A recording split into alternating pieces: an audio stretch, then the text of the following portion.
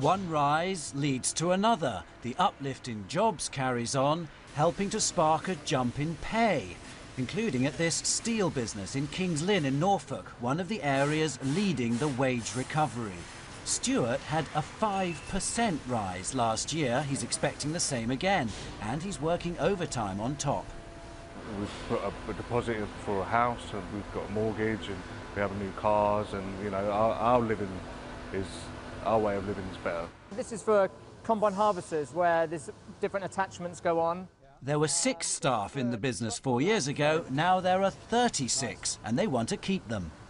We're trying to look after our skilled employees, because we're quite aware that they can move on or get poached.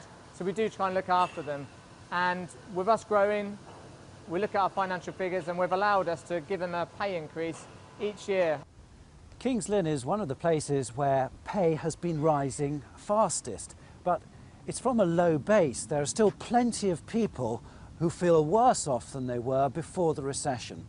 I'm on quite a low income. My husband himself works nights, and he hasn't had a pay rise for 3-4 years or something like that. So it's slowly, if it is increasing, it would be very slowly increased. We're still on minimum wage, which is not, I don't think, good enough for what care work we do. The minimum wage has increased, but at this floorboard maker nearby, it's the only pressure pushing up wages.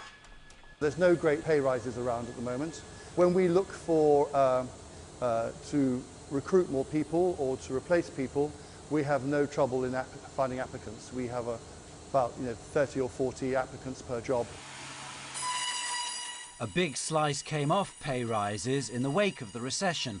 Unemployment peaked at nearly 2.7 million before dropping sharply over the last 2 years. Here's the effect on pay, which slumped. Most workers struggling ever since to persuade employers to give them the big increases they remember. Wages are still going up, but they're only going up at 1 or 2%, and that compares to 4 or 5% before the recession. So until we see wages go back to where we think they ought to be, I don't think people are going to give the good news quite the credit it deserves. What's making the difference here and across the country is petrol and other prices dropping. It means any extra money goes much further. Simon Gompertz, BBC News in Kings Lynn.